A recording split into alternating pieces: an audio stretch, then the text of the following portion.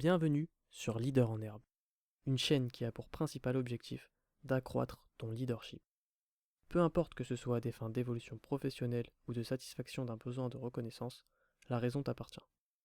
Ainsi, pour accroître notre leadership, nous nous appuierons sur des techniques de management, notamment celles enseignées dans les écoles spécialisées, que nous mêlerons à la psychologie humaine.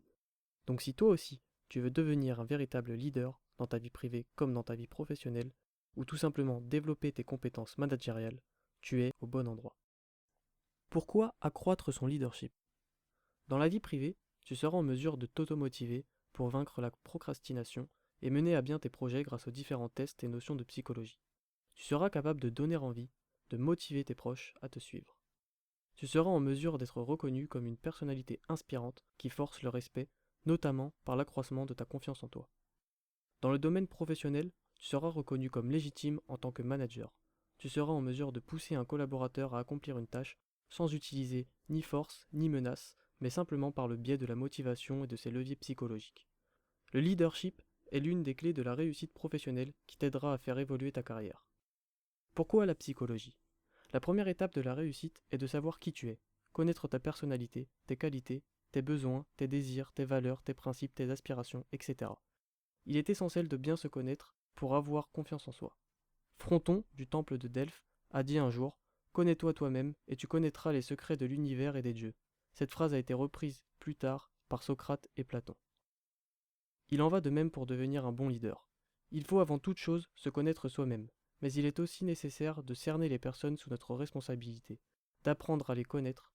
Cela passe par la connaissance de l'être humain et donc de la psychologie humaine.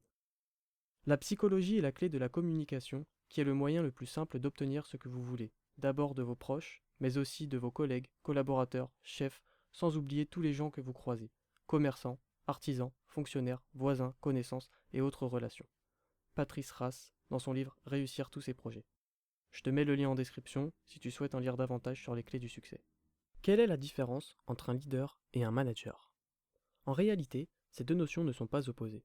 Le bon manager est aussi un leader. En revanche, le mauvais ne l'est pas et peut se voir vulgairement appelé petit chef. Nous distinguerons alors le manager chef du manager leader. Tu noteras que le leader n'est pas toujours le manager. C'est même rarement le cas. En juin 1992, Jacques Chirac disait ceci. Un chef, c'est fait pour cheffer. Eh bien moi je dis aujourd'hui, un boss, c'est fait pour bosser aussi. Revenons à notre histoire du petit chef ou manager chef. Le petit chef, c'est un peu « fais ce que je dis, ne fais pas ce que je fais ». On éprouve bien souvent des sentiments négatifs à son égard. Un leader ou manager leader, en revanche, fait ce qu'il dit et dit ce qu'il fait. Il va expliquer le quoi et le pourquoi. Il va montrer l'exemple. C'est quelqu'un qui s'informe sur tous les sujets, qui le concernent ou le passionnent de près comme de loin. Lorsqu'il ne sait pas quelque chose, il n'a pas peur de le reconnaître et part en quête de l'information. Donc si tu as cliqué sur cette vidéo et que tu m'écoutes encore, c'est que tu es déjà en bonne voie et que tu cherches à t'améliorer. Un bon leader est en quête perpétuelle de connaissances, de croissance, d'amélioration et d'évolution. Le leader est source de sentiments positifs à son égard et va nous donner envie de le suivre. Un leader est aussi un influenceur et sait de quoi il parle. Il fait toujours ce qu'il peut pour venir en aide à ses collaborateurs ou à ses proches. Ils savent qu'ils peuvent avoir confiance en lui et compter sur lui, car il sait être à l'écoute et se montrer disponible, ce qui aide à accroître son leadership. Il est ainsi en mesure de parler au nom des autres, du groupe et de l'intérêt général. Un leader prend des initiatives et sait prendre des décisions. Il a confiance en lui, ce qui le rend charismatique. Patrice Rass a écrit, toujours dans ce même livre, « Le manager est celui qui a le pouvoir officiel. C'est le chef à qui l'on obéit, plus ou moins par crainte d'une sanction. Le leader est celui qui a le pouvoir officieux, c'est le collègue que l'on écoute et que l'on suit par désir d'imitation et d'identification. » Je ne sais pas quel âge tu as, mais tu dois forcément connaître Pokémon. Prenons l'exemple du tout premier épisode. Voilà comment je vois les choses.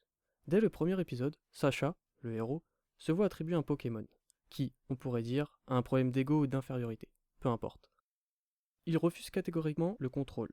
On le voit dès son apparition, il est présenté comme une créature qui refuse de se laisser dompter, envoyant une décharge électrique à quiconque viendrait l'approcher de trop près. Il est pour lui impensable de se mettre dans le rang et de faire simplement ce que l'on attend de lui. Il refuse d'être rangé dans une boîte et d'entrer dans une Pokéball, place prédéfinie de ces créatures. Il refuse de venir en aide à Sacha pour quoi que ce soit et va même se moquer de lui. Cependant, lorsque Sacha et lui vont se faire attaquer, il va finalement venir en aide à son acolyte, le voyant se sacrifier pour eux, en partant au front sans hésiter, et ce malgré les réticences du départ de Pikachu. Sacha se place ici comme un véritable leader. Pikachu a finalement eu envie de le suivre et d'affronter l'essaim de Piaf à bec à ses côtés. Voilà, à mon sens, une démonstration des plus marquantes de leadership. Prenons un deuxième exemple, encore plus frappant et beaucoup plus récent. Attention aux spoilers, même si je ne devrais aborder aucun détail de la sorte. Connais-tu la série The Boys d'Amazon Prime? Dans les personnages principaux, qui apparaissent dès les premiers épisodes, deux se démarquent particulièrement. Dès le départ, on peut observer deux groupes d'individus, nous pourrions dire deux équipes.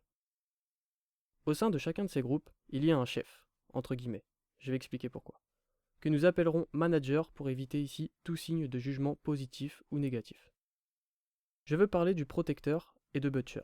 Si tu n'as pas encore vu cette série, je ne peux que te conseiller de le faire, ne serait-ce que pour mieux visualiser les propos qui vont suivre. Le protecteur apparaît comme ce que nous pourrions appeler un manager-chef ou un petit chef. Tu l'auras compris, il ne s'agit absolument pas de la taille de l'individu. Je m'explique. Le protecteur est un personnage qui se prend pour un dieu, qui pense que tout lui est dû. Il se fait obéir des autres membres par la menace, la force et la contrainte. Il inspire la crainte, la peur, des sentiments négatifs. Alors que dans l'autre équipe, Butcher est ce que nous pourrions appeler un manager leader. Véritable leader dans l'âme, il a été indirectement désigné comme le chef, le manager, par les autres membres du groupe. Cela est dû en grande partie à son charisme, à ses facultés de prise de décision, notamment dans les moments et les situations difficiles. Il a fait ses preuves, comme on dit. Malgré certains défauts dont il n'est pas question ici et que je ne pourrais pas mentionner sans trop vous spoiler, il possède des qualités essentielles pour être un bon leader, à savoir la capacité à rapprocher les gens, ainsi qu'une très bonne confiance en lui. Au début de l'épisode 2 de la saison 2, une de ses répliques sur le choix du berger, entre guillemets, souligne cette qualité. Tu vas adorer. Non, pas du tout. Je vais pas adorer, j'ai jamais adoré ce bordel. Notez. Aucune nouvelle de sa part, il nous a laissés pour morts et maintenant on fait comme si de rien n'était.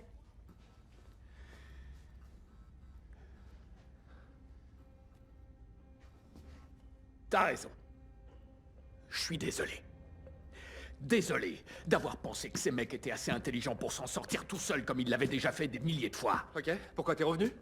Bah c'est moi qui l'ai appelé pour le lui demander. Il a fait exploser Madeleine Stillwell. Combien de fois je devrais le dire? Elle était déjà morte quand je l'ai fait exploser. Oh, génial. Cool. Ça va alors. On va juste faire semblant que tout est normal? Comme des putains de moutons?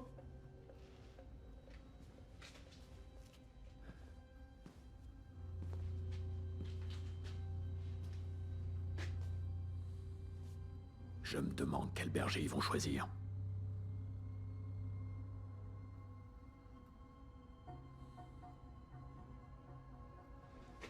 Voilà. Pour conclure, nous retiendrons de cette première vidéo qu'un leader se doit de connaître l'ensemble des individus de son entourage en vue de tirer parti des atouts de chacun. C'est pourquoi il est important de connaître la psychologie humaine pour devenir un bon manager et ou un leader. Pour approfondir le sujet, il est donc nécessaire de maîtriser certaines bases de management auparavant. Nous nous concentrerons alors, dans les prochaines vidéos, au développement de nos attitudes managériales. Merci d'avoir regardé cette vidéo. N'hésite pas à commenter si tu as des remarques, des questions, et ou pour toute critique constructive. Bien amicalement, un leader en herbe.